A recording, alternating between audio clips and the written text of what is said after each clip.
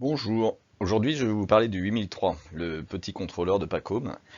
Vous connaissez certainement le 8002 qui existe depuis maintenant plus de 10 ans et le 8003 qui existe lui depuis quelques années et qui a atteint sa maturité maintenant avec des fonctionnalités qui sont de plus en plus évoluées et qui permettent de répondre à beaucoup d'installations et à beaucoup de vos problèmes de sécurité.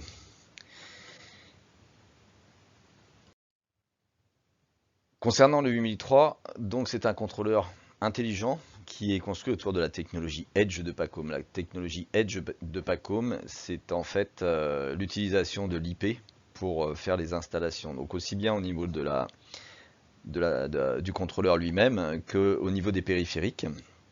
Ce qui veut dire qu'on est capable de faire une installation en utilisant le réseau du client.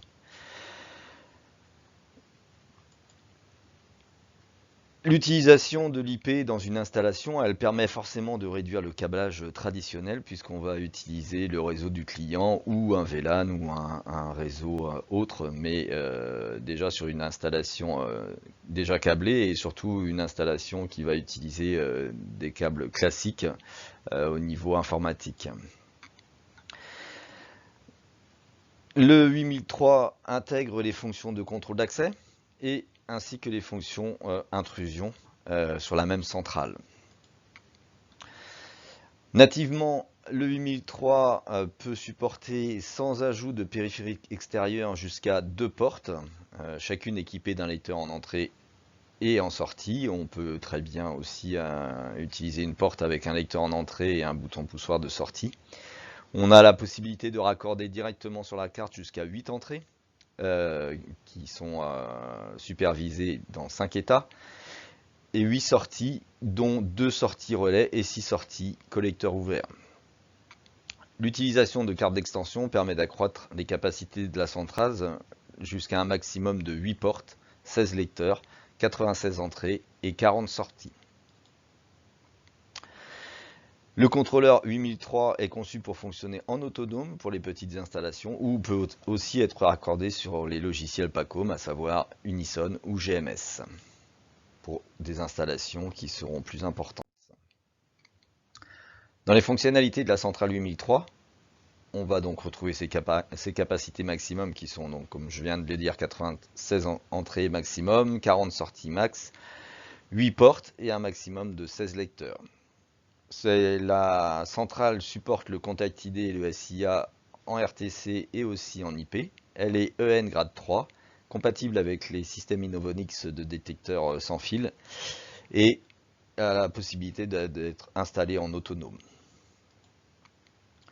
La base de données interne à la centrale permet d'enregistrer jusqu'à 1000 cartes ou utilisateurs par défaut et on peut étendre ses capacités en ajoutant une carte micro SD, auquel cas on va pouvoir avoir jusqu'à 500 000 utilisateurs, 500 000 cartes. De la même façon qu'on peut par défaut enregistrer en offline jusqu'à 1000 transactions et avec la carte SD on ira jusqu'à 50 000 transactions. Le nombre de niveaux d'accès est illimité. Les jours de vacances sont illimités avec 5 types de vacances. Les plannings horaires, on peut en définir jusqu'à 256, chacun avec 10 périodes. Les formats de cartes que l'on peut utiliser sont 26 bits Viegan ou le Viegan personnalisé jusqu'à 128 bits. Au niveau du contrôle d'accès, la centrale 8003 supporte l'OSDP V2, l'anti-passback matériel, logiciel et temporisé. Le mode de porte est configurable, donc soit carte seule, soit carte plus PIN, soit porte verrouillée, soit la possibilité de lui affecter un planning horaire pour déverrouiller la porte. On a forcément des plannings de porte. Les formats de carte est totalement configurable. La surveillance de la position de la porte en raccordant un contact de position. On a la possibilité de sélectionner le type de verrou installé sur la porte pour un fonctionnement optimal, c'est-à-dire on a la possibilité de définir en standard, magnétique ou peine dormant. On peut raccorder un clavier pour autoriser un accès par code PIN. Et on a la possibilité aussi de définir un verrouillage de la porte si quelqu'un essaye frauduleusement d'accéder à un site.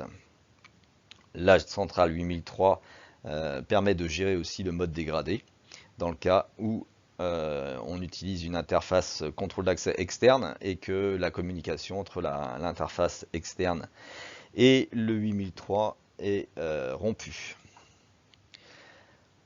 Au niveau des alarmes et des entrées, on a des rapports d'alarme qui sont configurables. La catégorie du point d'alarme est aussi configurable, par exemple en autoprotection, radar, agression, feu, etc. Donc on définit une catégorie sur l'entrée. La valeur de résistance est configurable par entrée, ce qui veut dire que vous n'êtes pas lié à une résistance de 10K. Les résistances de 10K, qui sont les résistances par défaut PACOM, sont livrées avec le 8003, mais il est possible de changer les valeurs de résistance, et ce, par entrée. On a la possibilité de définir des alarmes maintenues, ainsi que le nombre de déclenchements d'un point d'alarme avant la transmission de l'alarme à la surveillance. Les valeurs de résistance pour les radars qui gèrent l'anti-masquage et la réduction de portée sont elles aussi configurables.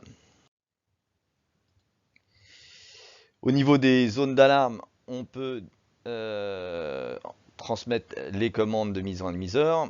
On peut avoir des tempos d'entrée et de sortie sur ces zones d'alarme, des mises en automatiques. On peut avoir des tempos extra, la détection d'agression au niveau d'une zone, et on peut aussi reporter la mise en d'une zone d'alarme. Au niveau des alimentations, on va gérer sur les alimentations qui vont être supervisées la température, tension d'entrée et tension de batterie. Donc on va pouvoir envoyer une alarme s'il y a un défaut au niveau de ces différents paramètres. Et on va pouvoir aussi planifier un test de batterie régulier afin de pouvoir activer au mieux la télémaintenance. Dans la 8003, il est aussi possible de définir des macros que l'on appelle expressions, avec des conditions pour les zones, pour les calendriers, les cartes, les contrôleurs, les claviers, sur les entrées, les sorties, différentes tempos qui sont configurables, les variables et les utilisateurs. De même que pour ces expressions, on va pouvoir déclarer des actions, toujours pour les zones, clavier, entrée, sortie, lecteur, pour les tempos et pour les variables. Les modules d'extension compatibles, on va retrouver donc la 8201 qui est le modem 3G, la 8203 qui est le module 4 sorties, la 8204 qui est le module 8 entrées, la 8205 qui est le module RS232, RS485. On va pouvoir connecter le 8207, le module éclateur, le 8209 qui est les modems RTC, et le 8220 qui est un module d'extension qui permet de raccorder plus de modules sur la centrale 8003. Les périphériques compatibles, c'est-à-dire ceux qui sont externes à la centrale, donc on va retrouver le 1064, contrôleur simple porte, le 1068, module 2 entrées, 1 sortie, le 1076 de contrôleur 2 portes, le 1076, le module de 8 entrées, 4 sorties, le 8101 qui est le clavier, la 8303, 8305, 8308, 8309 qui sont les alimentations, la 8501 qui est le contrôleur d'entrée-sortie, et la 8603 qui est le contrôleur de porte IP. Au niveau de la connectique, on va trouver sur la carte 8003 le port Ethernet qui est un port Ethernet 10-100 mégabits autoconfigurable. Nous allons retrouver une connectique pour l'alimentation et une entrée de statut pour avoir les informations émanant des alimentations PACOM. Nous allons retrouver une connexion pour une sortie 12 volts qui permet d'alimenter des équipements externes. Nous allons retrouver le port RS485 qui permet de connecter les interfaces extérieures donc sur le bus correspondant, et on a l'alimentation associée pour alimenter les cartes d'interface.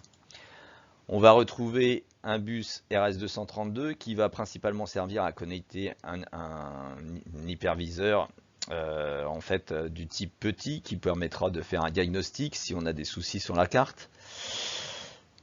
On va retrouver nos 8 entrées supervisées à 5 états, c'est-à-dire alarme, repos, circuit ouvert, circuit fermé et défaut. Et puis on pourra aussi ajouter d'autres états dans le cas où on utilise des radars avec une information de radar masqué et de réduction de portée. Sur l'autre côté de la carte, on va retrouver toute la connectique pour la première porte, c'est-à-dire en fait on va pouvoir connecter 2 lecteurs et on va avoir les différentes connexions pour les buzzers et les différentes LED. Et aussi donc la même chose pour le second lecteur. Et on va retrouver sur la partie centrale les sorties relais. Donc ces sorties relais, de la même façon que les entrées, sont partagées avec la partie contrôle d'accès. Donc dans le cas où on utilise la carte 8003 avec une seule porte, donc on va utiliser un des relais. L'autre relais sera disponible pour une utilisation autre. Et donc on pourra de la même façon avoir certaines entrées disponibles pour la partie alarme, si on veut raccorder aussi le système directement sur la centrale 8003. Une entrée autoprotection. Sur la face arrière de la 8003, l'emplacement pour la carte micro SD qui permet d'étendre les capacités donc, de la centrale. Un port micro USB qui va être utilisé pour paramétrer certaines informations au niveau du 8003 et pour mettre à jour le firmware si on veut directement se connecter sur la centrale au moyen d'un PC standard. Et un second port USB, un port USB traditionnel qui pour l'instant n'est pas utilisé et sera utilisé dans des applications futures. 2 ports d'extension qui sont des ports pour les cartes mezzanine. Ce sont les mêmes modules mezzanine que l'on va retrouver sur la 8002 et sur la 8003.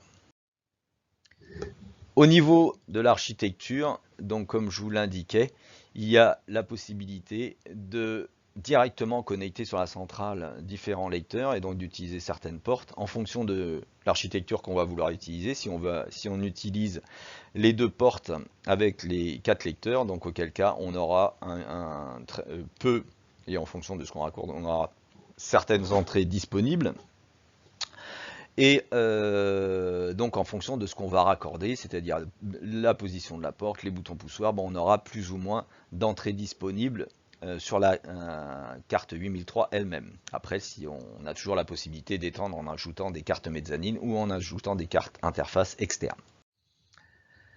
Au niveau des modules d'extension, donc à partir des ports d'extension, on va pouvoir raccorder la carte donc 8 entrées, la 8203 qui est la 4 sorties, la 8209 qui est le modem RTC, la 8207 qui est l'éclateur de bus avec 4 départs, le modem 3G qui est le 8201. À partir du port RS485, on va pouvoir raccorder la 1068 qui est une carte 2 entrées, 1 sortie, la carte 1064 en mode intrusion qui comporte 6 entrées et 1 sortie, la carte 8501 qui comporte 16 entrées et 2 sorties, la carte 8602 qui comporte 8 entrées, 4 sorties, plus 2 lecteurs RS485. Il y a la possibilité de raccorder la 1064 en mode contrôle d'accès, qui va permettre de raccorder une porte avec un seul lecteur. La carte 1076 contrôle d'accès, qui va permettre, elle, de raccorder 2 lecteurs, soit sur une porte avec un lecteur en entrée et un lecteur en sortie, soit sur 2 portes avec un lecteur en entrée et un bouton poussoir en sortie. La 1065 en gestion d'ascenseur, pour faire de la gestion d'ascenseur bas niveau, c'est-à-dire qu'on va utiliser les relais pour piloter la machinerie d'ascenseur. Le clavier 8101 qui va permettre d'armer ou de désarmer les zones et de répondre à certaines alarmes. Les alimentations 8308 qui sont les alimentations PACOM supervisées et auquel cas on n'utilisera pas l'entrée statut mais le bus RS485 pour transmettre les différentes informations à la centrale. À savoir qu'on aura beaucoup plus d'informations remontées sur la centrale en utilisant le bus RS485 que si on utilise l'entrée statut. En interface IP, à partir du port Ethernet, on aura la possibilité de raccorder la carte 8501 en 16 entrées et 2 sorties, avec la possibilité aussi de rajouter des modules mezzanine pour étendre ses capacités. Et la carte 8603 qui est une carte 2 portes avec 4 lecteurs maximum qui peuvent être connectés en Clock and Data, Viegan ou SDP V2. Et la possibilité aussi d'avoir 8 entrées et 8 sorties. Donc en utilisant l'IP, on a la possibilité, en utilisant le réseau du client, de directement connecter ces types d'interfaces, ce qui peut être beaucoup plus simple sur les installations. Au niveau de l'utilisation, on va pouvoir être en autonome et en ces cas-là utiliser l'outil qui s'appelle CCM et qui permettra en offline de configurer toute la centrale, d'enregistrer la configuration que l'on a réalisée au moyen de cet outil dans la centrale, soit directement utilisant le web server qui est embarqué dans le contrôleur 8003. Il y a la possibilité de raccorder la 8003 sur le GMS en passant par l'application EMCS, à partir de laquelle on pourra aussi configurer la centrale. Et enfin, il y aura la possibilité d'utiliser la centrale 8003 sur Unison en étant directement connecté à ce logiciel. Et il y aura la possibilité directement à partir d'Unison de configurer la centrale et de recevoir les alarmes correspondantes. Merci d'avoir suivi cette présentation rapide. Pour plus de détails, n'hésitez pas à nous contacter ou à vous connecter sur le site www.pacom.com.